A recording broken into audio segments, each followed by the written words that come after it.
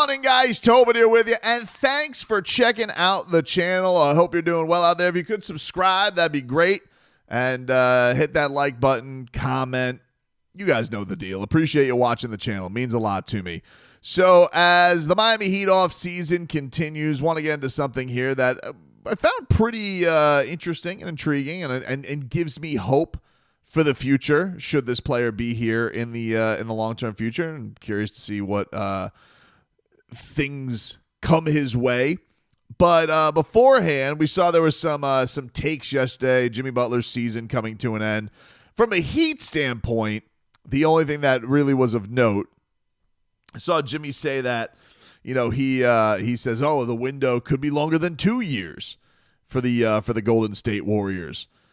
I don't know, man. I mean, it is going to be interesting to see what Steph Curry wants to do with this team going forward and what his plan is. I don't imagine that Jimmy Butler contract is going to be too easy to move. If it's flipped for something, or if they do bring him back. Because, look, he did have a good regular season with them, and he did have a good chemistry with Steph Curry. So if they feel like they can retool around, then okay, they'll be in a good spot. But aside from that, it was notable, if you saw on the old social media, that Udonis Haslem had a bit of a rant on Jimmy Butler about, whether he is an unstoppable player.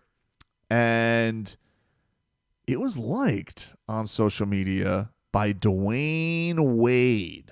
And I was like, it was very noticeable. Everybody saw it on social media. I went and checked it for myself. I was like, oh, all right. And I think a lot of people found this surprising, but I think you guys got to realize, this isn't a matter of, relationships as far as, when Jimmy was a teammate of Udonis Haslem's and a teammate and a friend of Dwyane Wade's. You also got to remember that these guys have relationships that go the other way as well. They are very close with Bam Adebayo. They were FaceTiming with Bam. Remember, Wade made the joke about Bam not wanting the smoke with the Cleveland Cavaliers, and Bam's like, yes, I do. And he goes, you don't. And he's like, you don't want that smoke. And now you got smoked. He had that whole joke that went on. And you saw D Wade, he was shouting. There was a clip from his live stream that went out that's, telling 10 to do anything. I still think that you could be friends with somebody, even good friends with somebody, and not like what they did. Not love how they went about something, not love it, and not also want to get, dragged onto one side or the other. You could kind of be on both ends of it, especially if it's not really your business, but you do care about other parties involved, or if you feel like, hey, you were kind of wrong there, and, it's not necessarily directly involving me, but the ones that it does, I don't love that.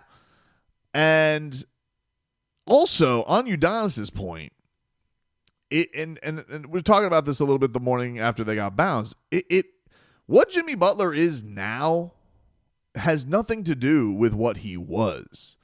And I think Heat fans need to realize the difference. Even the ones who do want to stick on Team Jimmy and you don't want to seem like sore losers, and have appreciation for the memories that you have from Jimmy Butler, which they are forever, guys. They don't go anywhere. No one's going to make you feel bad about going back and watching the 56-point game, or the overtime against the Bucks, or the Lakers finals games. No one's going to make you feel bad for liking that 47 against the Celtics on the road to extend it to a game 7. Those things don't go anywhere. But it also doesn't change what he can be the rest of the way. And I think, when we talk about the Heat and where they were at and what they were worried about, that was the gamble. Is if the Heat even went into this year with a thinking that the Jimmy, Bam, Tyler core was going to be something, the whole point of it was, this might be the last year that Jimmy can lift this team up anywhere. And I think everybody's issue with it, banged up as he was more oh man, he couldn't even get him one to get to Steph's game, which I think is probably got to be frustrating from a Warrior standpoint. And how is that going to age? I know Jimmy was talking yesterday, with science today and all that, who knows where we can be extending the career. No one's saying Jimmy Butler can't play in the league, but it's wondering, what can he summon to get through a series anymore? Every once in a while, hey, if Jimmy Butler has a 40-point game next year in the playoffs, he didn't this year. He had one 30-point game. Know that he was banged up, but can he do that anymore? Or are all those bullets out of the chamber now? And at 36 years old, 37 years old, man, those are fair questions. And they are fair comments to be brought up by Udonis Haslem. And I think going forward, we'll see. We'll see what the response is. But people made a big deal out of that. And I was like, well, one, he's sticking up for his guy and explained the difference between Wade and Jimmy Butler. And I do think we do need to remember the difference between winning a championship and almost winning a championship. In legacy is a big deal. So him kind of going for his guy and mentioning him in that whole rant and D-Wade liking it, I don't think it's that big of a deal, but it was notable. It was notable. You're like, all right. But I think we take for granted what those guys feel on the other side. They get all sides of the story, right? And also, Jimmy didn't show up to his statue ceremony, which you don't think was a big deal at the time, but D-Wade did basically warn the Heat off of that to, he basically said to everybody with the house divided quote, he basically said to everybody, this ain't gonna work. He basically said that. He had a crystal ball out and was like, this isn't going to work. And he was right. He was right about that. Why D-Wade had more foresight than Pat Riley? That's another story for another day. And, maybe why you would want him to have more say around an organization like this. But that's another story for another time. Another story for another time as to why the GOAT could see it, but the Godfather could not. The thing that I'm excited about is actually somebody who we all got excited about because he came into the Miami Heat saying that his favorite player was Jimmy Butler. And I think impressed a lot of people his rookie year, but he had a really, really tough time this year. And that is Jaime Jaquez Jr. And one of the things that I like about the offseason, and that's been exciting, is you do see a lot of the guys have already been back in lab. I was impressed because I saw, we saw the photos and videos of Davion Mitchell, which I got to get to watching that Inside the Heat. Davion Mitchell, I haven't gotten a chance to watch that yet. But he was already back in the Heat's house working out and getting right with things. Nikola Jokic is in Serbia. He's working with his whole trainer, and they're doing their whole bands thing. He, the only thing is I got to get on my Google Translate for Serbian Instagram to figure things out. But as far as it's concerned, like, all right, I like the fact that the young fella's out there and he's getting after it. The hell is this guy's name? Nikola Karaklajic. Oh, I butchered that. Anybody watching in Serbia is going to make the holy hell fun out of me. Nikola Karaklajic. Tower Health and Performance. So they got a lot of content. If you guys want to see it, it's Nico posts them a lot, but they're doing a lot of training of Nikola Jokic right now.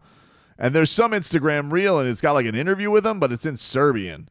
And I want to know what he's saying. So if anybody can let me know what he's saying, I would much appreciate it. My translate button's not working on it. And I want to see what the Serbian Terminator has to say about his offseason getting into this. But, yeah, they got a lot of content on, like, the work they're putting in with him.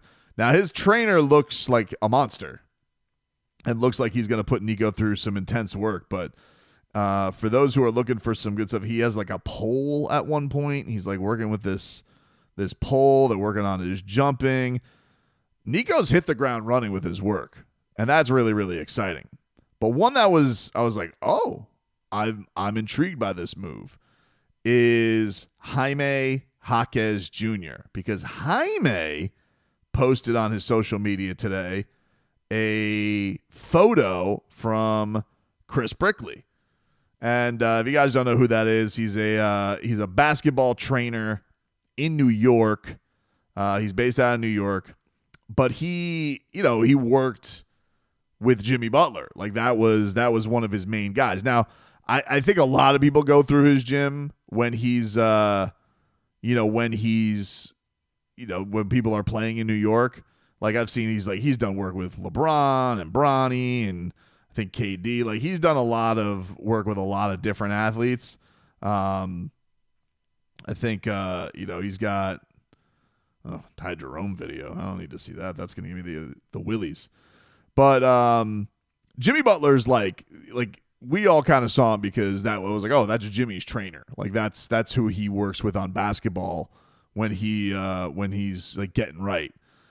And he posts on his latest thing today, or maybe it was yesterday. He said, PSA for all players, trainers, coaches who are looking to have a big summer. Don't forget that a player sharpens their skill set in the gym but finds an edge through their film work. Basketball IQ is built through the next film study. The gym is where you bring it to life. So it's him sitting with Jaime Jaquez Jr. I think these are recent. I don't really know. I don't know if this is old photos or new photos, but Jaime posted it today. And he posted this today. So I'm assuming Jaime is getting his work in there and is getting some work in with Chris Brickley, which is, I think, good. I think, for him to go and I don't remember if he did last year or not. I don't think that he did. But if I'm wrong, I'm wrong. But just the idea that he's working with a guy who worked with a guy that he first modeled his game after in Jimmy Butler, I think is an exciting thing because if you're talking about, hey, this is a guy, I really like his style of game. And this is a trainer who that player in Jimmy Butler has credited a lot for improvements or the work that he does with him. So if you're Jaime Jaquez Jr. and you can go pick the brain of that guy to get a little bit better idea of what to sharpen, what to work on, what to clean up. And the fact that he is doing film work already, I think shows a lot because I can't lie to you. Like, I don't know for a fact, but I've thought to myself, what did Jaime do last summer? Because he talked about going into the season about being a defender and a shooter, and it just felt like he came back and he didn't have anything. And I know that there was an ankle sprain. They went over the ankle, the stomach bug,